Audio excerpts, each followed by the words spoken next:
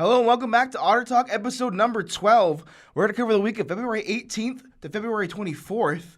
Otter Talk is also pleased to welcome our third guest of the year, coming in the form of head coach Gabe Grinder of the Braves baseball team. Thanks, Blake. Like Blake said, I'm Olivia Kloster, and I am here with Coach Grinder today. Coach Grinder, thank you so much for joining me today. Thanks for having me. Absolutely. What have you been doing today? I just want to know what your day, where did your morning start off? The kids, as always, every morning. Got 3 of them, 5 and under, so they keep me busy in the morning before I get to the office. Aw. And so you get to drop them all off, or only some of them? Depends on the days. Some days I go one way, my wife goes the other direction because we got both of them in school, different places, so it just depends on the days. But I get them up in the morning, get them breakfast, the whole deal, get the day moving. Man, I'd love to start my morning off like that. That sounds like a productive morning. All right, well, let's get into it. So going into your 4th season for you here at Ottawa, what has been the catalyst or formula for the turnaround that we've seen from this program so far? I think discipline and player development in multiple areas. I think when you work at making sure guys develop as individuals, make sure they do well in the classroom, and then also make sure they develop as players, then you find winning at a higher level. So for us, that's been big. We've stressed it, and I knew we could win here. Early on, we had lumps, but I think we're finally starting to see the culture shift and things take place that we've really worked hard for over the last 4 years. Absolutely. I couldn't agree more. There's definitely been a turnaround even within my last 3 years that I've gotten a chance to see, and it's been really cool to watch that team develop and kind of come into itself. After coming off a season where you and the boys broke the school record for wins, won the KCAC tournament, and took a trip to the NAIA opening rounds, what are a couple of the ways that you and the boys are mentally preparing for the long ups and the long downs of this long baseball season? Well, hopefully there's not many downs. If there are, it means we're probably not a good team. True. But we will ride some waves throughout the year. It's bound to happen. We've been talking about it since the fall, since the first polls came out, and we were receiving votes that once you win at a high level, you get a bigger target on you. People play a little bit harder against you, and we've seen that in our first 9 games that we get everyone's best punch. So I think it's those guys preparing each and every day in practice to get everyone's best when they show up. And we have rode a few downs through practice. But now I think they're understanding what we're looking for, and the last week's been really good at practice. I think we'll continue that throughout the spring. Yeah, absolutely. And figuring out those bumps or lows early on in the season is all you can ask for, too. Yeah, it definitely helps shape us when we get punched in the mouth a couple times and figure out a way to bounce back and get going. Right. Better to learn now than later on down the road. Absolutely. With your team being off to such a hot start, what aspects do you see playing a big part into going into KCAC play? Pitching needs to keep going the way it is. Bats need to stay hot. Defense needs to stay up. What do you think is going to be really important going into KCAC play? I think we've been really offensive so far through 9 games. It's a different offense than last year. We're more dynamic. We don't rely on 3 guys at the long ball. I think we can beat you in different ways. So we need to continue that. And continue to do the right stuff there. But pitching and defense have to get a whole lot better for us, and we've stressed that at practice. I don't think we've pitched at a real high level yet, which is crazy to say because we're doing all right, and defensively we haven't been there yet and played a complete game. We've been really close to doing that, but we haven't done that yet. So I think for me, to see our pitching and our defense grow over the next week before we start KCAC play next week would be a huge win for us because I think then we're going to start playing complete baseball finally. Absolutely. My last and final question for you would be, where would you personally like to see this program in 5 years? A bigger program, see a team that fights for a spot for the World Series every year, a more solid pitching team, an offense or defensive team. How do you want the program to be remembered under your name? Just a team that wins and does it the right way. We talk about the World Series every year and making that a goal to get there. I think if it's just a goal to make the conference tournament, then you're not trying to achieve anything great. So for us, we're trying to get to the World Series and do stuff at a really high level. Do we get there in the next 5 years? Hopefully. If not, then we've won a lot of games along the way and hopefully a few KCAC championships as well. And That's all I want us to be known for. I don't want to be great pitching team, great defensive team. I just want to be a great baseball team that does things the right way and plays really hard. Mm-hmm. Well, that's great. Thank you so much, Coach, for joining us today. You're definitely doing something right, and your team's winning, and that's really exciting. And we're all ready to cheer you on as you guys continue to go down the path that you are. So thanks, Coach. Thanks for having me. Absolutely. Back to you, Blake. Braves baseball with 2 games this week in the form of a doubleheader last Monday. They would face off against the Red Raiders of Northwestern College. Stephen Norrell would get the start for the Braves and would go 4 innings in game number 1, giving up 4 hits and striking out 4, only allowing the solo shot in the first inning. Norrell would give the ball to Tyler Bryant to close things out, as Bryant would pitch the final 3 innings, giving up 1 run on 1 hit and 4 strikeouts. The Braves offense would have an uncharacteristic day at the plate. After scoring 25 runs in 2 games in the last week, they would only come away with 3 on just as many hits.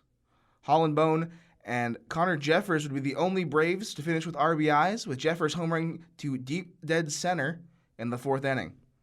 The insurance run would be collected in the 6th and would be proved useful for the Braves as they would come away with the 1-run victory.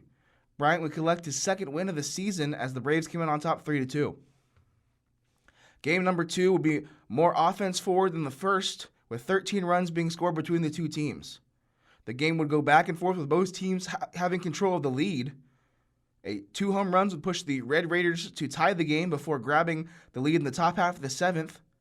The Braves, down to their final out, would show their grit as Tyler Farnham would single and Holland Bone would come to the plate. Bone, who had been intentionally walked 3 times in the 2 games, got the opportunity to hit in the bottom of the 7th inning and would not disappoint. With a 1-0 count, Bone sent a blast into right field that cleared the wall for a 2-run walk-off home run to push the Braves over the top for the win. 6 Braves would end up in the hit column, with 3 tied for 2. Bone would lead the Braves in RBIs, with 2 coming on that walk-off home run. The win would go to Austin Warfel, his first of the season, as the Braves came away with the 7-6 victory. The sweep of the doubleheader moves the Braves to 8-1 on the season. They will host Morningside for a 4-game set and play 2 doubleheaders, both on Saturday and Sunday. They will also kick off conference play next week as they'll host Avila on Tuesday and travel to Oklahoma Wesleyan the following weekend. Flag football will begin their title defense this season hosting Cody College. Ottawa and Cody had faced off once in the previous season, happening in May for pool play in the beginning of the postseason. The Braves would come out on top in that matchup 76-0 and will look for a repeat to start this season. The repeat would come as the Braves dominated in the field in all aspects, leading all major categories. On the offensive side, the Braves would score every time they touched the ball, aside from the 1 possession that was cut short because of halftime. They would convert 9 of their 10 possessions into touchdowns, scoring 60 points on 253 yards. 171 of those 250 total yards would come through the air, and 82 would come on the ground. Madison Carrera would lead the Braves in passing yards with 94 and in rushing with 55, along with 4 touchdowns. Sidney Rood would also contribute with 77 yards and 4 touchdowns as well. Allison Lingus would lead in receiving yards with 55 on 3 receptions. Addison Orsborn would be the second in touchdowns with 3 behind a great performance that saw her average 11 yards per reception and 10.5 yards per carry. The performance would have Orsborn recognized by the KCAC as the Offensive Player of the Week. This would be the freshman's first of the season. The Braves would be just as good, if not better, on the defensive side of the ball, as the Braves would not allow the Comets to cross midfield until the second half, and more importantly, holding them to a goose egg on the scoreboard. Ottawa was led on defense by Abby Brown, who led them in tackles, with 8, including a sack and a tackle for loss. Brown would add an interception and would see herself recognized by the KCAC as the Defensive Player of the Week, her first of the season. Hannah Sarquina and Allison Gillespie would also finish with a sack each.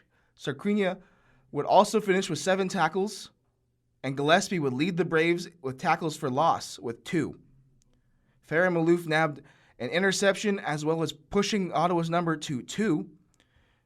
The Roaring Braves defense would hold Cody College to 79 total yards of offense for an average of 1.8 yards per play. The Braves would come out on top 60-0 in the opening season route. Flag football, now 1-0 on the young season, will host Midland University Saturday the 26th. Men's basketball began their KCAC tournament play this week, hosting Sterling and Kansas Wesleyan. Before their games, 3 Braves received all KCAC honors, with Andre Jackson receiving second team, Joe Johnson III receiving third team, and Tristan Hull receiving an honorable mention. The opening round matchup would pit the Braves against the Warriors of Sterling, as Ottawa would take the lead from the jump and lead wire to wire. This is not for a lack of Sterling fighting back, as they were able to keep the score within 10 and as close as 5 in the first half. The teams would trade threes throughout the first half as the Braves went up into the halftime up 8 behind a 35% shooting night from 3, as well as 7 steals and 10 forced turnovers. The Braves came out of the locker room hot, kicking things off with a 9-0 run to put them up 17. Coupled with a 10-0 run later in the half, the lead would grow to as much as 21. Behind a 50% shooting performance, the Braves would motor past the Warriors 93-70. 4 Braves would finish in double digits, led by Joe Johnson III, who finished with 23. Andre Jackson would lead in rebounds with 9, and Jackson Mallory would finish with 5 assists. With the win, the Braves would roll into the second round of the KCAC tournament. They would play host to Kansas Wesleyan, who came into the game hot, winning 7 of their last 9. The Coyotes would come out strong, grabbing the lead and extending it to as much as 10 in the first half. But Ottawa would be able to make their comeback and go up into the halftime break, leading by 1. The Braves would struggle shooting from 3, going 0 for 7 in the second half, while the Coyotes shot 75%. The second half would go back and forth with the game tied 5 times before Kansas Wesleyan was able to go on a 12-1 run to secure the lead that would stand for the rest of the game. The Braves would fall to the Coyotes 84-73. The loss knocks Ottawa out of the KCAC tournament and squashes the hopes of an automatic NAIA tournament bid. They will await the selection show for the NAIA that happens next Thursday to see if they receive an at-large bid to the dance. A huge outing for men's wrestling, as 11 Braves would medal in 9 of the 10 possible weight classes. The outstanding result would push Ottawa to its second KCAC tournament title. Diego Hernandez, Hunter Wagner, Braden Anderson, Dayton Hill, JD Perez, Dylan Reel, and Justin Darter would finish their weight classes on top, with Hunter Wagner winning Outstanding Wrestler of the tournament. The 7 first-place winners would receive an automatic bid to the NAIA National Tournament to go along with Eddie Daniel and Benito Hernandez, who received wildcard spots in Nationals. Coach Colby Crank was also chosen as the KCAC Coach of the Year for his amazing work with the team. 9 wrestlers will go on to compete in the NAIA Nationals on March 4th and March 5th to try to bring home some more hardware. Softball played 4 games this week, traveling down to the Lone Star State to take on Texas Wesleyan and Texas Women's University. The first doubleheader would take place in Fort Worth as they took on the Rams of Texas Wesleyan. Game 1 would be a war of attrition as both teams would hold strong and send the game into extra innings. The 8th inning would see the first bits of offense for either team as Allison Kearney homered in 2 runs to take the lead that was met in the bottom half of the inning. The Braves were unable to score in the top of the 9th and would give way to the Rams, who would plate the winning run in the following half inning. Kason Rasmussen would pitch the entirety of Game 1, going 8 2/3 innings, giving up 5 hits, 1 earned run, and striking out 12, which is the most in a game since 2016. In Game 2, the Braves would hold the lead twice, with Allison Kearney driving in both runs in the 3rd and the 5th inning. The 1-run lead would not be enough as the Rams put up 3 runs in the 6th. They would hold steady with the lead and take the 4-2 win over the Braves. Amber Flummerfelt would start going 4 1/3 innings, giving up 3 hits and 1 earned run while striking out 5. She would be relieved by Kelsey Kipps, who went 1 2/3 innings, giving up 2 hits, 3 unearned runs, and striking out 3 Rams batters as well. Game 1 would see all the action from the Braves coming in the 3rd inning, as Madison Bunfield would kick off the inning with a triple down the line, bringing in 3 runs. Hannah Copeland would bring in the other run in the inning, and the Braves were up 4-0. The Pioneers would score 3 runs, but were unable to mount the comeback, and the Braves would come out on top 4-3. The Braves would be held to 3 hits, one being the Zoe Butts double that brought home the Braves' only run of the game. The lead would hold until the 6th inning when the Pioneers' double would bring home 2 runs in the 6th that would secure the 2-1 victory. Kelsey Kipps would put in a good performance in the losing efforts, going 6 innings, allowing 5 hits, 1 earned run, and recording 5 strikeouts. Softball will take 1 of the 4, moving their record to 5-4-1. They will host William Woods on Saturday before heading to the Red Dirt Classic, where they will take on 4 teams in 3 days. Women's basketball will take on Bethany as they begin the opening round of the KCAC tournament. Before their matchup, Kinesia Payne would receive all KCAC honorable mention honors, averaging 10.5 points and 6.5 rebounds. They would have a rough first half, being held to single digits in the first quarter and 10 in the second quarter. Ottawa would shoot 6 of 32 from the field and 1 of 9 from 3. The Braves would go down into the half trailing 31-18. The second half would see Bethany grow the lead to a game-high 19 before the Braves began their climb. A 14-0 run would charge the Braves back to 5, but they would run out of time as the clock struck 12 on the comeback. They would fall to the Swedes 56-51, ending their season. 3 seniors, Liz Vaughn, Jalissa Simmons, and Sierra Brown, would play their last games in a Braves uniform. A big shout-out to their time here at Ottawa, and a good luck to them in their future endeavors. Men's volleyball with 2 games this week, first playing host to Kansas Wesleyan. The first set would see a tied match at 9-9 before the Braves would pull away. They would end up winning that set convincingly, 25-15. Set 2 would go down to the wire, tied 24. The Coyotes would string together back-to-back points behind the hitting percentage of 27, and the Coyotes would take set number 2, 26-24. Ottawa would go on to take the lead 3-2 and proceed to control set number 3 to its finish, coming away with a 25-15 win and with an imposing 13 set kills. The Braves would once again flex their muscles in the final set, growing the lead to 10 and pacing away with a set win. 25-11 would be the final score of the set, clinching the match for Ottawa, securing the much-needed win. With the win, Ottawa would pack their bags for Iowa and face off against Morningside. This match would closely resemble the match with the Coyotes, as the Braves would once again take set 1 by a large margin, completing the victory 25-18. Morningside would take set number 2. That would be the only set they would take, as Ottawa would take sets 3 and 4, 25-15 and 25-17, dominating in kills and hitting percentage. They would combine for 25 kills between the 2 sets, while Morningside was only able to record 14. The 2 wins move men's volleyball to 7-6 overall and 4-2 in the GPAC. They will take on Central Christian College in this upcoming week. Women's lacrosse kicked off their season with a tough matchup to start. They would square off against the number 9 ranked Concordia University. The Braves would climb out to a 2-0 lead to start the game, with Quinn Crandall and Cecily Anderson picking up their first goals of the season. The game would go back and forth with a 9-goal third quarter that saw Crandall score 3 of her own.